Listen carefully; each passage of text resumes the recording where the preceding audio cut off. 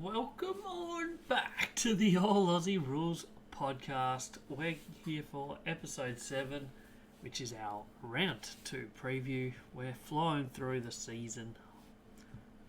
We're 14 games in. 14? No, 13. We're definitely only 13 games in. Yes, round 2 is coming up this weekend, starting tomorrow night. Which is Thursday, might be tonight, depends when you're listening to this, might have even been yesterday. Today's episode, we're going to have a look at the latest news. I don't have too much to say there, but we'll have a quick look at that.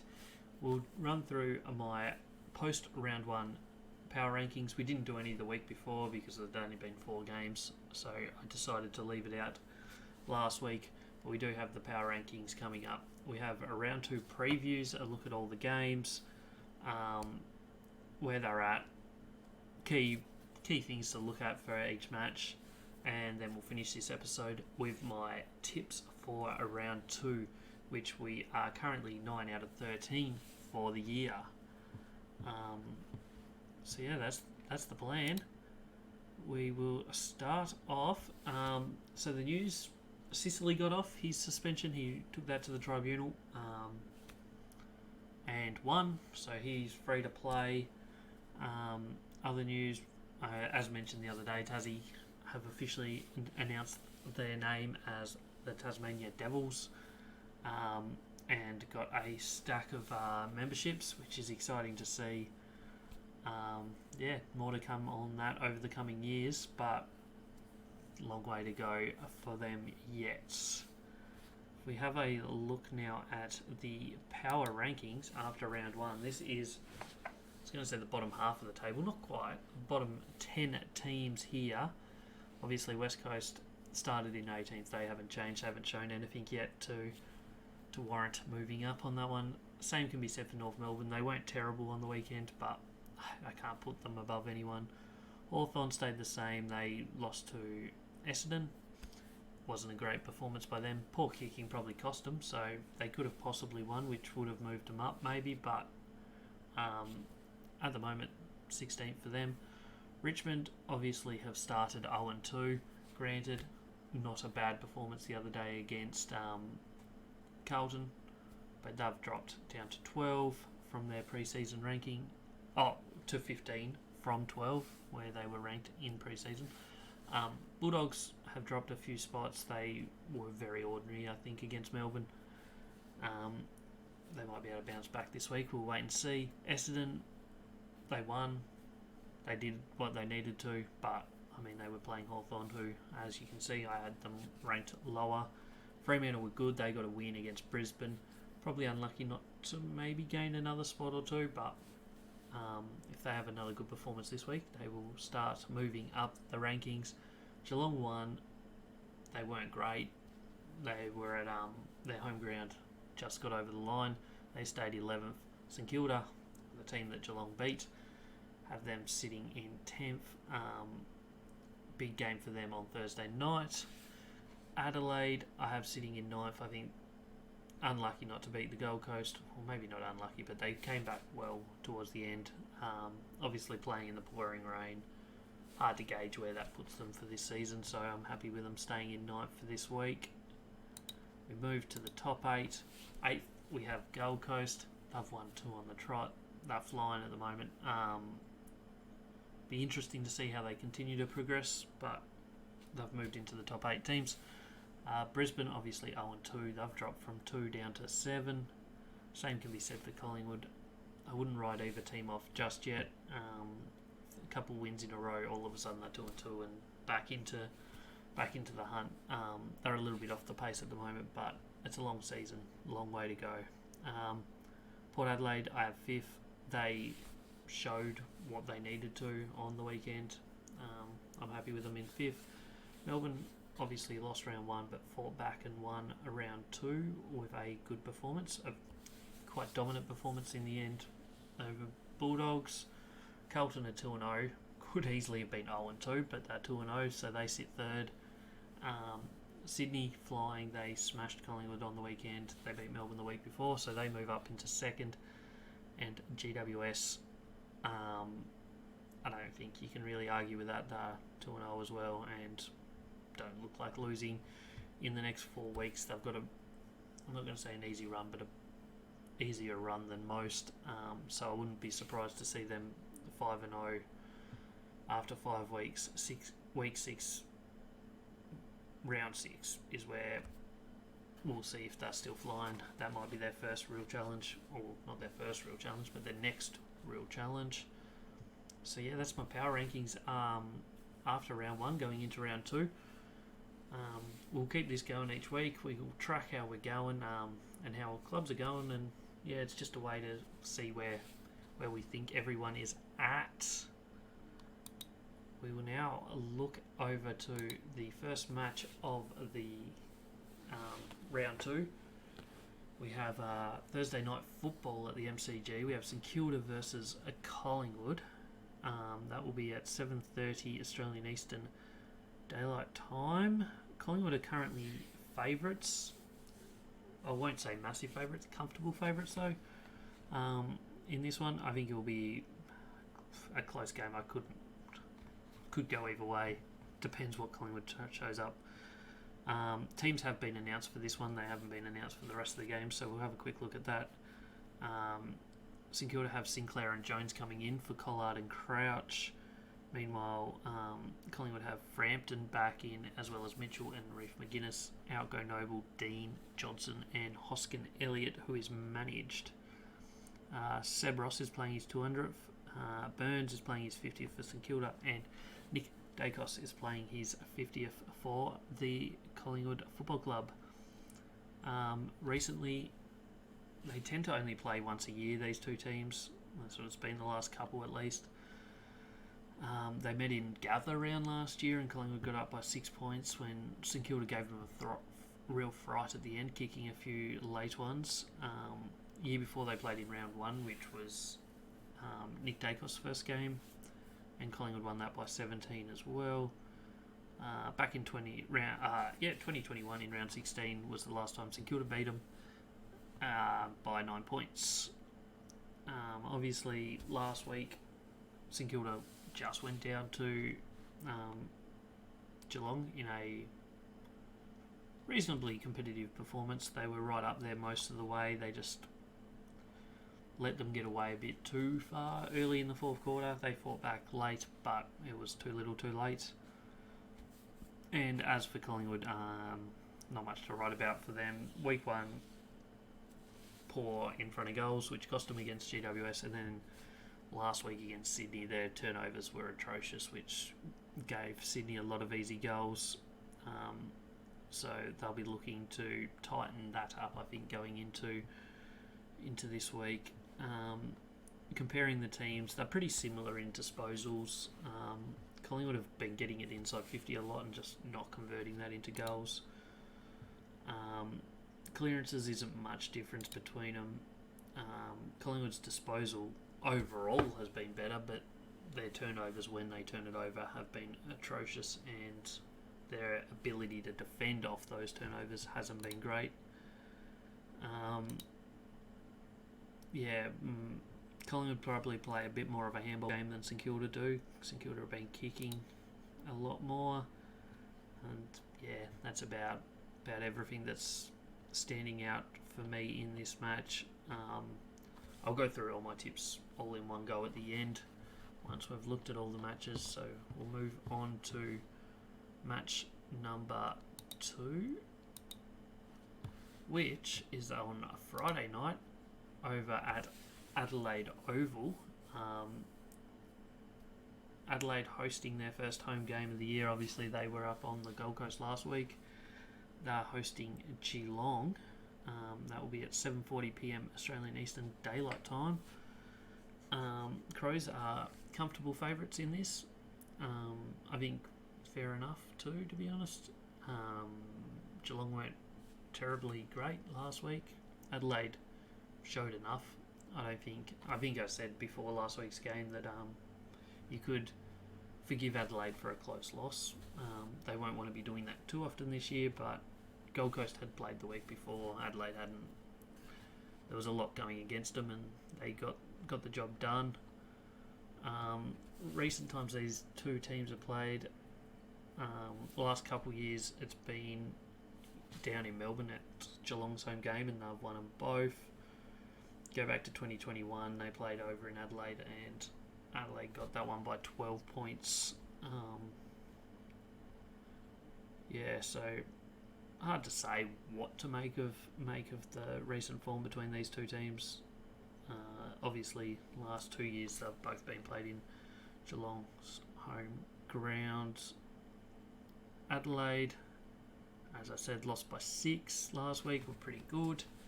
Geelong won by 8. They were okay. They weren't outstanding. Differences in play styles. Adelaide are probably the better clearance team. Geelong are a lot more slower playing team. They kick mark, which leads to a higher disposal efficiency and Adelaide probably bought higher pressure last week. We'll see if they can bring that again. If they do, I would say they probably win. They need to probably try and take away some of that kick marking options that Geelong used well last week if they are hoping to get the win. Moving on to game number 3, which is Saturday afternoon at Marvel Stadium. I could be wrong, but I think this might be the first game at Marvel for the year, or was there one last weekend? I don't think there was. There might have been, but my brain is telling me no. We got North Melbourne hosting Fremantle in what possibly won't be the most exciting game of all time. I believe I heard something that they might be a little worried about how many people are going to be at this game. I'll be watching it on TV, but it's not the highest drawing game that we're going to have this year. Fremantle currently semi-comfortable favourites, even though it is in Melbourne. Last year, though, they played in round 2 as well, and North Melbourne won that one over in the West by a point. I don't know if you remember that game, but it was a little bit controversial at the end with North Melbourne kicking it out of bounds and the siren going just before it went out of bounds, but it definitely was going to be called deliberate. But timing is everything. 1 second here or 1 second there makes a massive difference, and they stole the cookies last year over there. 2022 they played in round 8 and Fremantle absolutely demolished them, but once again that was over in the West, and same in 2021.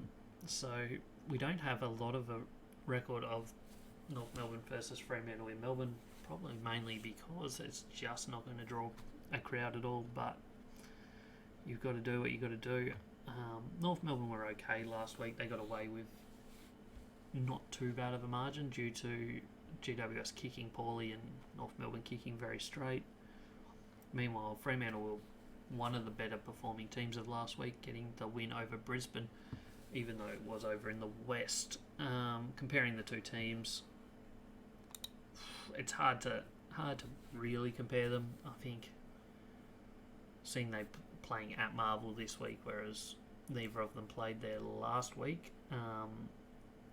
Fremantle's clearance game last week was very good. They had a lot of the ball. They tackled really well. And look, if they bring their best down to Melbourne, it's hard to see them losing. Sarong was huge last week at 46 touches. They have not been the best at travelling historically, but if they're even remotely close to their best, they have to win this.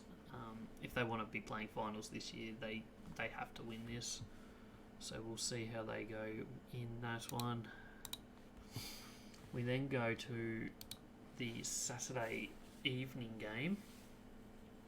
Head across to the MCG for Hawthorn versus Melbourne. This is the 4:35 game, which will probably get slightly more people than the one over at Marvel, but will it sell out? Nowhere near. Melbourne going into this strong favourites for obvious reasons. Recent encounters, Melbourne won by 27 in round 23 last year and by 54 in round 9. And in 2022 they also won, so recent form says Melbourne. Obviously last week was a much better performance from Melbourne. They got the comfortable win over the Doggies, whereas Hawthorn kicked very poorly and lost to Essendon. If they had a kick straight, yes, they would have been in with a chance there, but converting goals is probably one of the more important factors in a game of football. Hawthorn went forward a lot, which was positive for them, but obviously they didn't convert. Both teams have similar disposal efficiency so far this year. Melbourne probably they probably have similar play styles in terms of kick to handball ratios, and Melbourne have turned it over a lot, almost AFL leading turnovers, which isn't a great sign, but they tidy that up would be very important for them over the next month or so. Clayton Oliver's back to his best. Petrarca's flying. A lot of the Melbourne midfielders are getting going. Gawn's been okay. Last week was not too bad for him. I think it's hard to see Melbourne going down in that one. Next up, the sole Saturday night game, which is up at the SCG. Sydney versus Essendon. Sydney go into this heavy favourites after their demolition of Collingwood on last Friday night.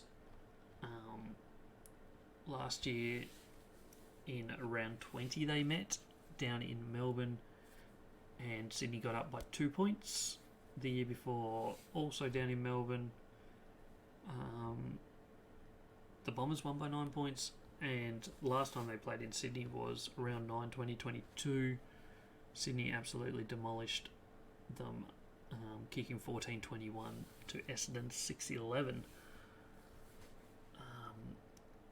This year so far, obviously Sydney 2-0, beating Melbourne round 1 in what was a solid performance, and then tearing Collingwood apart down at the MCG last week. Essendon got the cake, I guess, kind of the cookies last week, beating Hawthorn by 24 points in what was a needed win for them. So both teams undefeated. We'll see which one takes the cookies here, but it's going to be hard for Essendon travelling up to Sydney week 2 against one of the hottest teams in the league. Sydney's doing their best work, just going forward, just turning the ball over, pressure. Their midfield is absolutely flying. Heaney's been massive both weeks. Goulden was back to his best last week. It's hard to see the Essendon midfield keeping up with what the Sydney midfield has been putting together so far through the first 2 weeks. We move to Sunday. The first game on Sunday is in Ballarat. Western Bulldogs hosting the Gold Coast Suns. Bulldogs are favourites in this, even though they were pretty ordinary last week. I think playing in Ballarat usually tends to lead them to being favourites. They played once last year. Gold Coast won by 7 points. Was their home game. Year before in 2022 they played once. Bulldogs won that one. And then the year before in 2021 Bulldogs beat the Suns. Bulldogs last week, I'm not going to say were atrocious. They were only 3-4 goals down most of the day, and then Melbourne turned it on in the second half and kicked away a bit. Not the best start for the Bulldogs, but you can't write a team off on one performance. Gold Coast were good.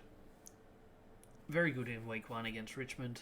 They've been lucky in terms of they've got 2 home games to start the season against fresh teams both times, travelling teams.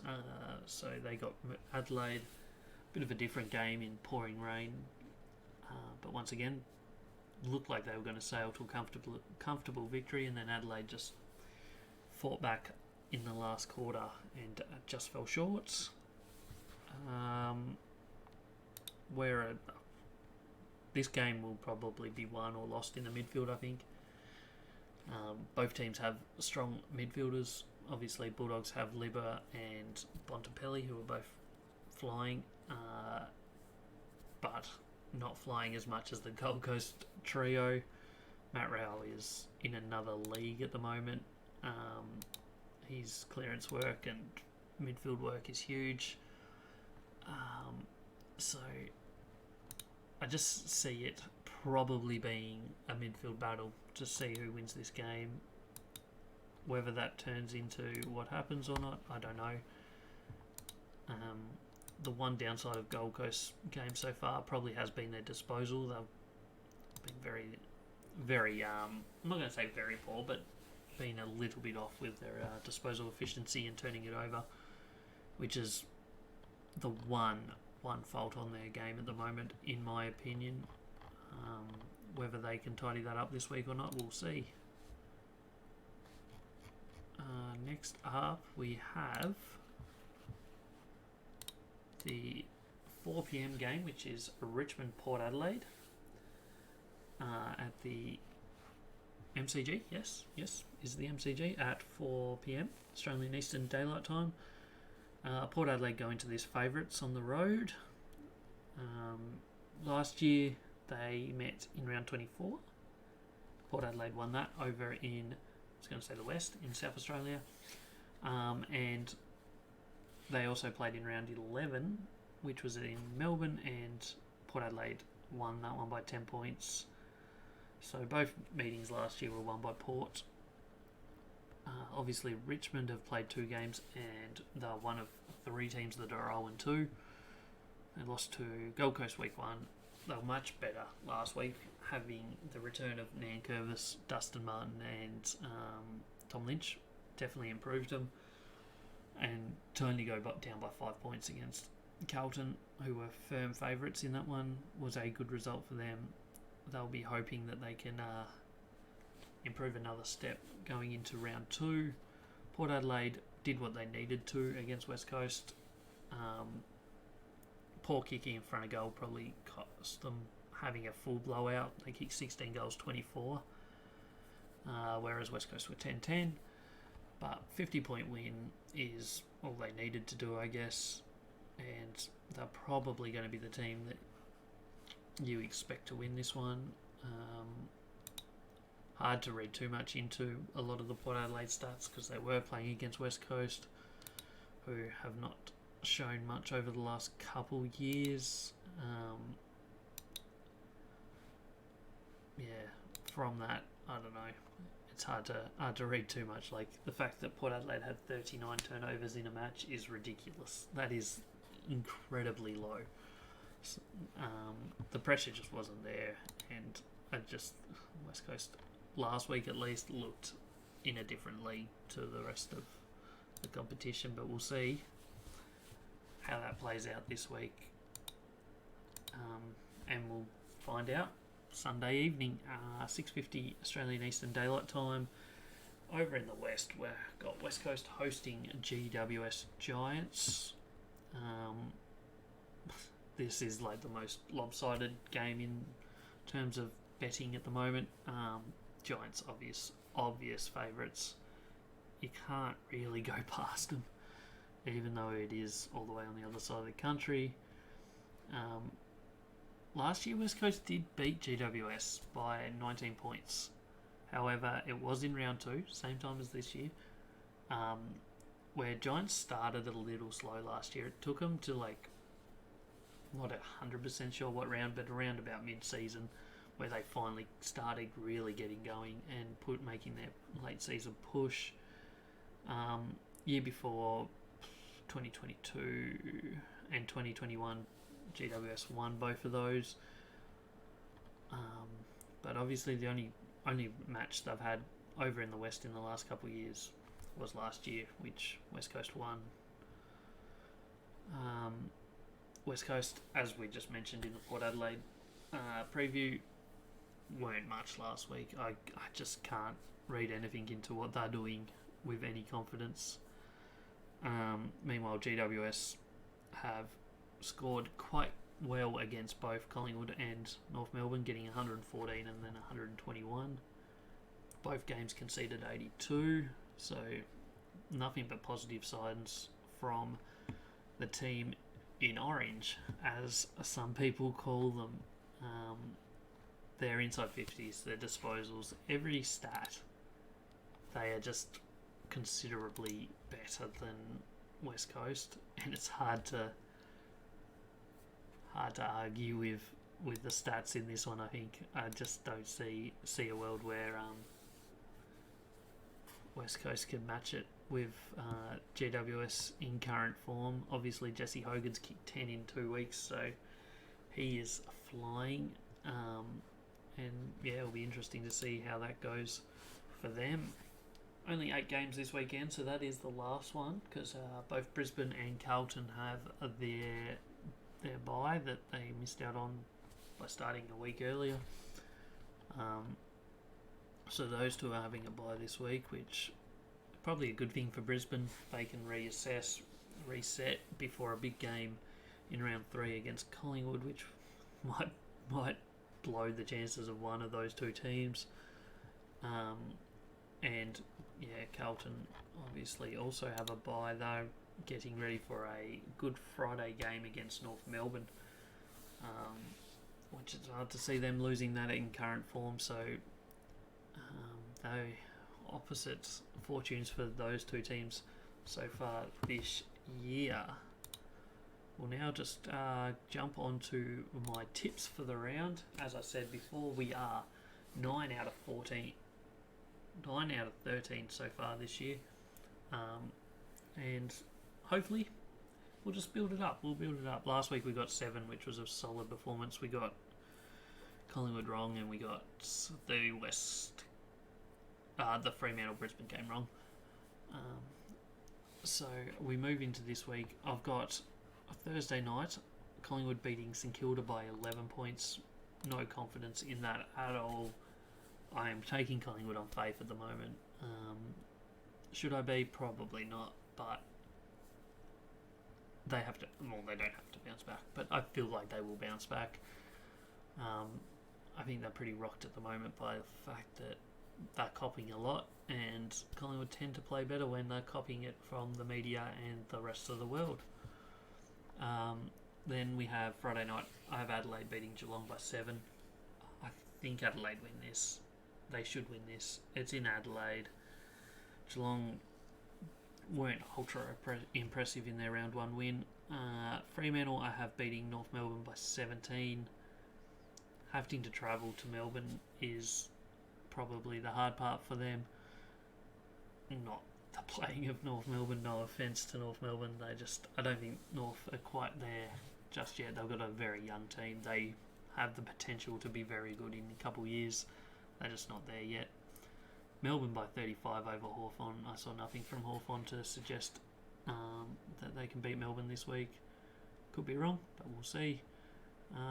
Sydney by 31 over Essendon. Essendon were good last week, but Sydney are absolutely flying, and I see no reason why they can't continue to fly. Gold Coast in an upset.